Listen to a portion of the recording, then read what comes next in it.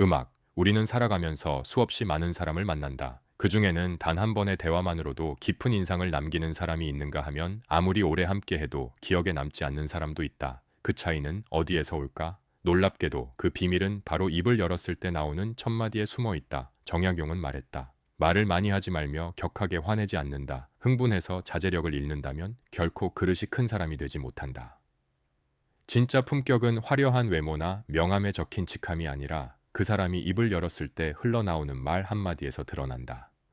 오늘은 듣는 순간 인상이 바뀌는 그 말, 진짜 품격 있는 사람들이 습관처럼 사용하는 표현에 대해 깊이 들여다보려 한다. 생각해보라. 당신은 지금까지 만난 사람들 중에서 유독 기억에 남는 이가 있는가? 그 사람은 어쩌면 눈부시게 아름답지도 엄청난 부를 가지지도 않았을 것이다. 하지만 그와 대화를 나누고 나면 묘하게 마음이 편안해지고 다시 만나고 싶어지는 그런 사람 말이다.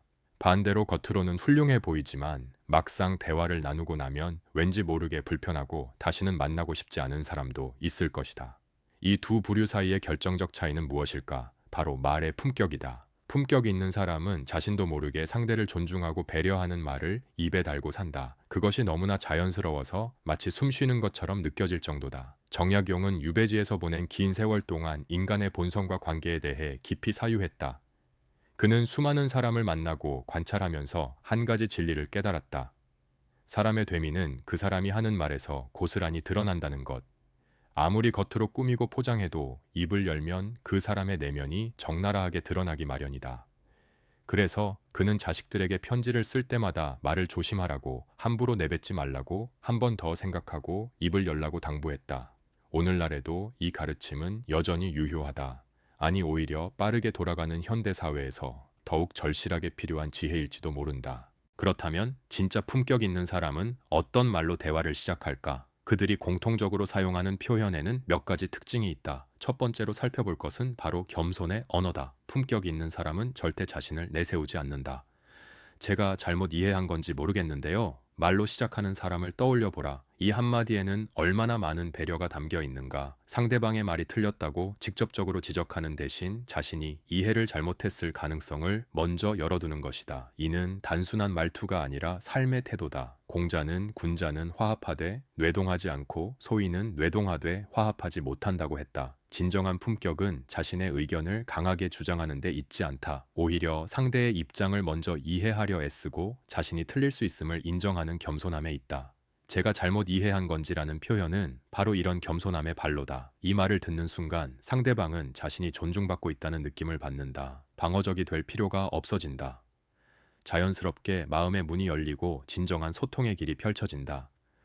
정약용은 허물을 지적하는 말은 나의 잘못을 고백하듯 조심스럽게 해야 겨우 상대에게 닿는다고 말했다. 이 얼마나 깊은 통찰인가. 우리는 흔히 상대의 잘못을 지적할 때 단도직입적으로 말한다. 그건 틀렸어요. 그렇게 하시면 안 됩니다. 제 말이 맞습니다. 이런 표현들은 아무리 내용이 옳다 해도 상대의 자존심을 건드린다. 사람은 자존심이 상하면 귀를 닫는다. 아무리 좋은 조언이라도 받아들이지 않게 된다. 하지만 제가 잘못 이해한 건지 라는 말로 시작하면 전혀 다른 분위기가 만들어진다. 상대는 공격받는다는 느낌 대신 함께 문제를 풀어가는 동반자라는 느낌을 받는다. 석가모니는 말은 화살과 같아서 한 번 쏘면 돌이킬 수 없다고 가르쳤다. 품격 있는 사람은 이 진리를 알기에 말을 함부로 쏘지 않는다. 화살을 쏘기 전에 관역을 여러 번 확인하듯 입을 열기 전에 자신의 말이 상대에게 어떻게 들릴지 먼저 생각한다. 그래서 자연스럽게 겸손한 표현을 선택하게 된다. 제가 보기에는, 제 생각에는 혹시 제가 놓친 부분이 있을까요? 같은 표현들이 그들의 입에서 습관처럼 흘러나온다. 이런 말들은 듣는 사람으로 하여금 편안함을 느끼게 한다. 함께 대화하고 싶게 만든다. 두 번째 특징은 배려의 언어다. 품격 있는 사람은 하소, 혹시 괜찮으시다면 이라는 말을 자주 사용한다. 무엇인가를 부탁하거나 제안할 때 그들은 절대 강요하지 않는다. 상대에게 선택권을 준다. 이렇게 하세요가 아니라 혹시 괜찮으시다면 이렇게 해보시는 건 어떨까요? 말한다. 이 작은 차이가 얼마나 큰 차이를 만들어내는지 아는가?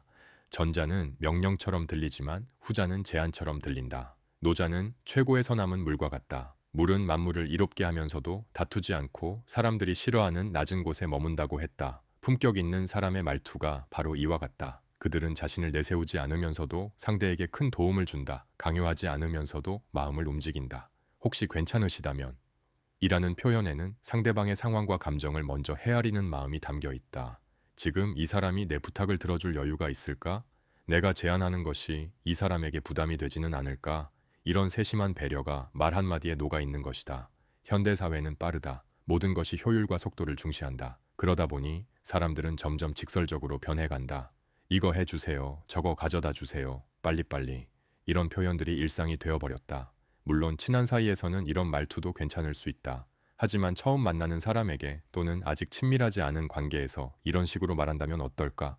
상대는 무례하다고 느낄 것이고 당신에 대한 인상은 좋지 않을 것이다. 반면 혹시 괜찮으시다면이라는 말을 앞에 붙이면 전혀 다른 느낌이 된다. 같은 부탁이라도 훨씬 더 정중하고 품위 있게 들린다. 세 번째 특징은 존중의 언어다. 품격 있는 사람은 말씀하신 부분에서 라는 표현을 자주 쓴다. 상대가 한 말을 먼저 인정하고 존중한다는 의미다. 우리는 대화할 때 종종 상대의 말을 무시하고 자기 주장만 펼치곤 한다. 그건 아니고요. 아니에요. 제 말은 그게 아니라. 이런 표현들은 상대가 한 말을 부정하는 것에서 시작한다. 당연히 상대는 기분이 상한다. 자신의 의견이 무시당했다고 느낀다. 아리스토텔레스는 웅변술의 핵심은 청중이 무엇을 듣고 싶어 하는지 아는 것이다 라고 했다. 품격 있는 사람은 이를 안다. 사람들은 누구나 자신의 말이 경청되고 존중받기를 원한다. 품격 있는 사람은 상대의 말을 먼저 인정한 후에 자신의 의견을 덧붙인다. 말씀하신 부분 정말 중요한 지적이신 것 같습니다. 거기에 덧붙여서 제 생각을 말씀드리자면 이라는 식으로 말이다. 이렇게 하면 상대는 자신이 존중받았다고 느끼고 당신의 의견에도 귀를 기울이게 된다. 정약용은 아무리 좋은 말도 가려서 하고 속 깊은 충고도 살펴서 해 라고 했다. 아무리 옳은 말이라도 아무리 좋은 조언이라도 전달하는 방식이 잘못되면 상대에게 닿지 않는다. 오히려 반감만 살 수 있다. 품격 있는 사람은 이를 알기에 항상 상대를 먼저 세워주고 그 다음에 자신의 의견을 조심스럽게 제시한다. 이것이 바로 진정한 소통의 기술이다. 상대를 이기려 하지 않고 함께 더 나은 답을 찾아가려는 태도, 그것이 품격의 본질이다. 이제 조금 더 깊이 들어가 보자. 왜 이런 말들이 듣는 순간 인상을 바꾸는 걸까? 그 이유는 심리학적으로도 설명할 수 있다. 인간은 근본적으로 존중받고 싶어 하는 존재다. 매슬로의 욕구 단계 이론을 보면 생리적 욕구와 안전의 욕구 다음으로 중요한 것이 소속감과 존중의 욕구다. 사람들은 자신이 가치 있는 존재로 인정받기를 갈망한다. 그래서 누군가 자신을 존중하는 말을 건네면 본능적으로 그 사람에게 호감을 느끼게 된다. 제가 잘못 이해한 건지 혹시 괜찮으시다면 말씀하신 부분에서 이 표현들의 공통점은 무엇인가? 바로 상대를 중심에 두고 있다는 점이다. 자신을 앞세우지 않고 상대를 먼저 생각한다. 이런 태도는 말에서 자연스럽게 드러난다. 그리고 상대는 이를 즉각적으로 감지한다. 아, 이 사람은 나를 존중하는구나. 이 사람은 나와 함께 대화하려 하는구나. 이 사람은 나를 이기려 하지 않는구나. 이런 느낌을 받는 순간 경계심이 풀리고 마음이 열린다. 반대로 생각해보자. 당신이 누군가와 대화하는데 그 사람이 계속 내 생각엔, 내가 보기에, 내가 옳아. 너는 틀렸어. 라는 식으로만 말한다면 어떤 기분이 들까? 아마도 불편하고 답답할 것이다. 대화가 아니라 일방적인 주장을 듣는 느낌일 것이다. 그래서 자연스럽게 그 사람을 피하고 싶어진다. 이것이 품격 없는 말투가 만들어내는 결과다. 아무리 그 사람이 실제로는 좋은 사람이라 해도 말투 하나 때문에 모든 것이 망가질 수 있다. 네 번째 특징은 감사의 언어다. 품격 있는 사람은 감사 표현을 아끼지 않는다. 시간 내주셔서 감사합니다. 말씀 들려주셔서 감사합니다. 배려해주셔서 감사합니다. 이런 말들이 그들의 입에서 자연스럽게 흘러나온다. 감사는 단순한 예의가 아니다. 그것은 상대의 존재와 노력을 인정하는 행위다. 당신이 시간을 내줬다는 것, 말을 들려줬다는 것, 도움을 줬다는 것, 이 모든 것이 당연한 게 아니라 감사할 일이라고 인정하는 것이다. 소크라테스는 감사할 줄 모르는 것은 인간이 저지를 수 있는 가장 큰 악덕이다 라고 했다. 현대 사회에서 우리는 너무 많은 것을 당연하게 여긴다. 누군가 나를 위해 시간을 내는 것, 말을 들어주는 것, 도움을 주는 것, 이 모든 것이 사실은 특별한 선물인데도 말이다. 품격 있는 사람은 이를 안다. 그래서 작은 것에도 감사를 표현한다. 이런 태도는 상대방에게 깊은 인상을 남긴다. 이 사람은 진심으로 나를 소중히 여기는구나 라는 느낌을 주기 때문이다. 감사의 말은 또 다른 효과도 있다. 그것은 긍정적인 분위기를 만든다는 것이다. 불평하고 원망하는 말은 공기를 무겁게 만든다. 반면 감사하는 말은 공기를 가볍게 만든다. 사람들은 본능적으로 긍정적인 에너지가 있는 곳으로 끌린다. 그래서 감사를 잘 표현하는 사람 주변에는 자연스럽게 사람들이 모인다. 그들과 함께 있으면 기분이 좋아지기 때문이다. 이것이 바로 품격의 힘이다. 화려하지 않아도 많은 것을 가지지 않아도 사람들이 저절로 따르게 만드는 힘. 다섯 번째 특징은 위로의 언어다. 품격 있는 사람은 상대가 힘들어할 때 힘드셨겠어요? 많이 속상하셨을 것 같아요. 라는 말을 건넨다. 해결책을 급하게 제시하지 않는다. 조언을 먼저 쏟아내지 않는다. 그저 상대의 감정을 인정하고 공감해준다. 이것이 얼마나 큰 위로가 되는지 아는가? 사람들은 종종 누군가 자신의 문제를 해결해 주길 바라는 게 아니다. 단지 자신의 마음을 알아주길, 공감해 주길 바랄 뿐이다. 칼 로저스는 인간 중심 상담에서 공감적 이해의 중요성을 강조했다. 상대방의 입장에서 상대방의 시각으로 세상을 바라보려는 노력, 그것이 진정한 소통의 시작이라는 것이다. 품격 있는 사람은 이를 실천한다. 상대가 힘들어하면 그럴 수도 있지. 별것 아니야 라고 쉽게 넘기지 않는다. 정말 힘드셨겠어요. 그런 상황이라면 저도 많이 속상했을 것 같아요. 라고 말하며 진심으로 공감한다. 이 한마디가 때로는 100마디 조언보다 더 큰 힘이 된다. 우리는 살면서 수많은 어려움을 겪는다. 그리고 그 어려움 속에서 가장 그리운 것이 무엇인지 아는가? 바로 누군가의 따뜻한 위로다. 괜찮아, 다 잘 될 거야 라는 무책임한 말이 아니라 힘들구나, 많이 아팠구나 라고 진심으로 내 아픔을 알아주는 말. 그런 말을 건네는 사람 곁에서 우리는 비로소 마음을 내려놓을 수 있다. 그리고 그런 사람을 잊지 못한다. 평생 기억에 남는다. 이것이 바로 품격의 또 다른 모습이다. 여섯 번째 특징은 신중의 언어다. 품격 있는 사람은 제가 잘 모르는 부분, 이라고 솔직하게 말할 줄 안다. 모든 것을 아는 척하지 않는다. 자신의 한계를 인정한다. 이것이 얼마나 용기 있는 행동인지 생각해보라. 우리는 흔히 모른다는 것을 약점으로 여긴다. 그래서 아는 척을 한다. 확실하지 않은 것도 확실한 것처럼 말한다. 하지만 이는 결국 신뢰를 무너뜨린다. 나중에 거짓이 드러나면 그 사람에 대한 신뢰는 완전히 사라진다. 공자는 아는 것을 안다 하고 모르는 것을 모른다 하는 것이 진정한 알미다 라고 했다. 품격 있는 사람은 이 지혜를 실천한다. 자신이 확실히 아는 것과 모르는 것을 구분한다. 그리고 모를 때는 솔직하게 인정한다. 죄송하지만 제가 잘 모르는 분야입니다. 확실하지 않아서 함부로 말씀드리기 어렵네요. 이런 표현들은 오히려 신뢰를 높인다. 이 사람은 정직하구나, 확실한 것만 말하는구나 라는 인상을 주기 때문이다. 현대는 정보의 홍수 시대다. 모든 사람이 전문가인 척한다. 인터넷에서 몇 줄 읽고는 마치 그 분야의 전문가처럼 떠든다. 하지만 진짜 전문가는 오히려 겸손하다. 자신이 얼마나 모르는지를 아는 사람이 진짜 전문가다. 그래서 함부로 말하지 않는다. 신중하게 말한다. 제가 알기로는 제 경험에 비춰볼 때라는 표현을 쓰며 자신의 말에 책임을 진다. 이런 태도가 바로 품격이다. 일곱 번째 특징은 경청의 언어다. 품격 있는 사람은 말씀 계속 들려주세요. 라고 말한다. 상대가 말하는 중간에 끼어들지 않는다. 자기 얘기를 하고 싶어서 안달하지 않는다. 그저 상대의 이야기에 귀 기울인다. 그래서요? 그 다음에는요? 더 말씀해 주시겠어요? 처럼 상대가 계속 말할 수 있도록 격려한다. 이런 태도는 상대방에게 엄청난 만족감을 준다. 이 사람은 진짜 내 이야기에 관심이 있구나 라고 느끼게 만든다. 에픽테토스는 우리는 입이 하나이고 귀가 둘인 이유를 생각해야 한다. 말하는 것보다 듣는 것을 2배로 해야 한다는 뜻이다 라고 했다. 하지만 현실은 어떤가? 대부분의 사람들은 듣기보다 말하기를 더 좋아한다. 상대가 말하는 동안에도 자기가 무슨 말을 할지 생각하느라 정작 상대 말은 제대로 듣지 않는다. 그러다 상대가 말을 마치자마자 재빨리 자기 얘기를 꺼낸다.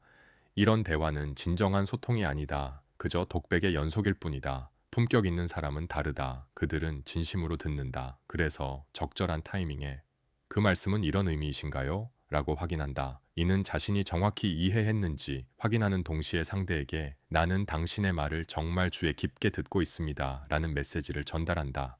이런 경청의 태도는 깊은 신뢰를 만든다. 사람들은 자신의 말을 진심으로 들어주는 사람을 잊지 않는다. 여덟 번째 특징은 인정의 언어다. 품격 있는 사람은 그 부분은 제가 미처 생각하지 못했네요.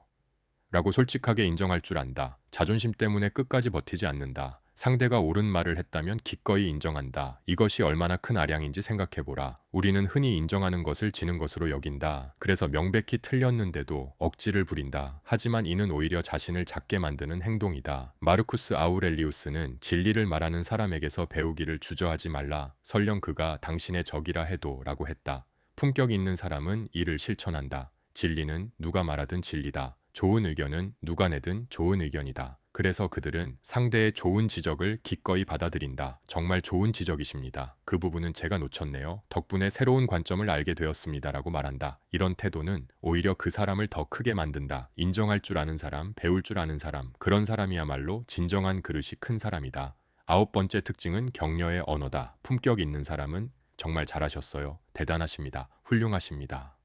라는 말을 아끼지 않는다. 다른 사람의 성취를 진심으로 축하한다. 질투하거나 깎아내리지 않는다. 오히려 더 높이 세워준다. 이것이 얼마나 어려운 일인지 아는가? 우리는 종종 다른 사람의 성공을 보면 불편해한다. 나와 비교하게 된다. 그래서 속으로 깎아내린다. 별것 아니야. 운이 좋았을 뿐이야. 나도 할 수 있어. 하지만 품격 있는 사람은 이런 부정적 감정에 사로잡히지 않는다. 다른 사람의 성공을 진심으로 기뻐한다. 그것이 자신을 작게 만드는 게 아니라 오히려 크게 만든다는 걸 알기 때문이다. 괴테는 다른 사람을 축복할 줄 아는 사람은 스스로도 축복받는다고 했다. 진심 어린 격려와 칭찬은 상대에게 큰 힘이 된다. 그 말을 한 사람 자신에게도 긍정적인 에너지를 가져다 준다. 이것이 바로 품격의 선순환이다. 열 번째 특징은 사과의 언어다. 품격 있는 사람은 제가 잘못했습니다. 죄송합니다. 실수했습니다.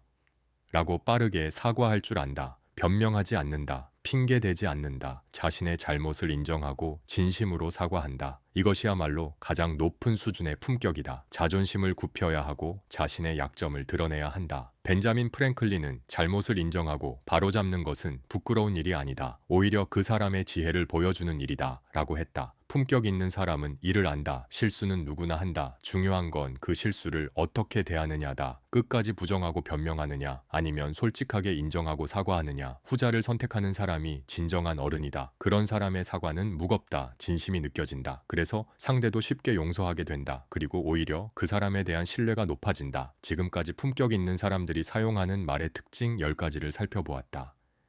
겸손, 배려, 존중, 감사, 위로, 신중, 경청, 인정, 격려, 사과. 이 모든 것의 공통점은 무엇인가? 바로 자기 중심적이지 않다는 것이다. 타인을 먼저 생각한다는 것이다. 품격의 본질은 결국 여기에 있다. 나를 내세우지 않고 상대를 존중하는 것. 이것이 진정한 품격이다. 정약용은 말년에 이런 말을 남겼다.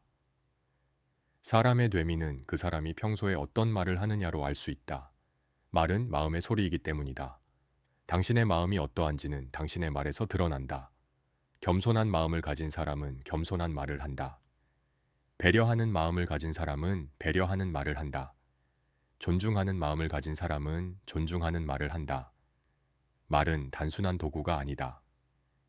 그것은 당신의 내면을 비추는 거울이다. 그렇다면 우리는 어떻게 해야 할까? 어떻게 하면 품격 있는 말을 할 수 있을까? 가장 중요한 것은 마음가짐이다. 진심으로 상대를 존중하고 배려하는 마음을 가져야 한다. 그러면 자연스럽게 말도 따라온다. 억지로 예의 바른 말을 하려고 애쓸 필요가 없다. 마음이 바르면 말도 바르게 나온다. 맹자는 마음이 바르면 행동도 바르고 행동이 바르면 말도 바르다고 했다. 결국 모든 것은 마음에서 시작된다. 하지만 마음만으로는 부족할 수도 있다. 좋은 마음을 가졌어도 표현하는 방법을 모르면 오해를 살 수 있다. 그래서 연습이 필요하다. 의식적으로 좋은 표현들을 사용하려 노력해야 한다. 처음에는 어색할 수 있다. 입에 붙지 않을 수 있다. 하지만 계속 연습하다 보면 자연스러워진다. 습관이 된다. 그리고 그 습관이 당신의 품격을 만든다. 구체적으로 어떻게 연습할 수 있을까? 첫째, 말하기 전에 한 번 더 생각하라. 이 말이 상대에게 어떻게 들릴까? 상대의 기분은 어떨까? 이런 질문을 스스로에게 던져보라. 둘째, 좋은 표현들을 메모해두고 의식적으로 사용하라. 제가 잘못 이해한 건지 혹시 괜찮으시다면 말씀하신 부분에서 같은 표현들을 일상 대화에서 사용해보라. 셋째, 품격 있는 사람들의 말투를 관찰하고 배우라. 주변에서 대화를 잘하는 사람이 있다면 그의 말투를 유심히 들어보라. 어떤 표현을 쓰는지, 어떤 태도로 말하는지. 넷째, 듣는 연습을 하라. 말을 잘하는 것 못지않게 중요한 게 듣는 것이다. 상대가 말할 때 진심으로 집중하라. 휴대폰을 보지 말고 다른 생각을 하지 말고 오직 그 사람의 말에만 집중하라. 그러면 자연스럽게 적절한 반응이 나온다. 다섯째, 감사와 칭찬을 습관화하라. 하루에 3번씩 누군가에게 진심으로 감사하거나 칭찬하는 말을 해보라. 처음에는 어색해도 계속하다 보면 자연스러워진다. 여섯째, 자신의 대화를 녹음해서 들어보라. 이것은 매우 효과적인 방법이다. 자신이 어떻게 말하는지 객관적으로 들으면 많은 것을 깨닫게 된다. 내가 이렇게 말했구나. 이 부분은 좀 무례하게 들리네. 여기서 끼어들었구나. 이런 깨달음들이 변화의 시작이 된다. 일곱째, 책을 많이 읽으라. 좋은 책은 좋은 표현의 보고다. 특히 고전을 읽으면 품격 있는 언어를 자연스럽게 접할 수 있다. 정약용의 글, 다산의 시, 고전 명작들, 이런 책들을 읽다 보면 저절로 언어 감각이 세련되어진다. 여덟째, 화가 날 때 즉시 반응하지 말라. 감정적일 때 내뱉은 말은 거의 항상 후회를 남긴다. 화가 나면 일단 멈추라. 심호흡을 하라. 10초만 기다려도 상황이 달라진다. 그리고 차분하게 말하라. 지금 화가 나서 감정적으로 말할 것 같으니 잠시 후에 다시 이야기하면 안 될까요? 이렇게 말할 수 있다면 당신은 이미 높은 수준의 품격을 갖춘 것이다. 아홉째, 열째, 약속을 지키라. 말과 행동이 일치해야 한다. 아무리 말을 품격 있게 해도 약속을 지키지 않으면 아무 소용이 없다. 그렇게 하겠습니다. 라고 말했으면 반드시 그렇게 해야 한다. 말과 행동의 일치. 이것이야말로 최고의 품격이다. 정약용은 이를 언행일치라 불렀다. 말과 행동이 하나가 되는 것, 이것이 진정한 군자의 모습이다. 이 모든 것을 실천하기는 쉽지 않다. 하지만 불가능하지도 않다. 중요한 건 시작하는 것이다. 오늘부터 지금부터 한 가지씩 실천해보라. 오늘은 제가 잘못 이해한 건지라는 표현을 한번 써보라. 내일은 누군가에게 진심으로 감사를 표현해보라. 모레는 다른 사람의 말을 끝까지 경청해보라. 이렇게 하루하루 작은 변화를 만들어 가다 보면 어느새 당신은 품격 있는 사람이 되어 있을 것이다. 품격은 하루아침에 만들어지지 않는다. 그것은 오랜 시간에 걸친 노력의 결과다. 매일 조금씩 나은 말을 하려 노력하고 매 순간 상대를 존중하려 애쓰고 늘 겸손한 마음을 유지하려 다짐하는 것, 이런 작은 노력들이 쌓여서 결국 큰 품격을 만든다. 노자는 천리길도 한 걸음부터라고 했다. 품격의 길도 마찬가지다. 한마디, 한 표현부터 시작하는 것이다. 그리고 기억하라. 품격 있는 말은 단순히 예 바른 말이 아니다. 그것은 상대를 진심으로 존중하고 배려하는 마음에서 우러나오는 말이다. 형식만 갖춘 공손함은 쉽게 들통난다. 진심이 없는 말은 공허하다. 하지만 진심이 담긴 말은 다르다. 서툴더라도 완벽하지 않더라도 그 진심은 상대에게 전달된다. 결국 가장 중요한 것은 마음이다.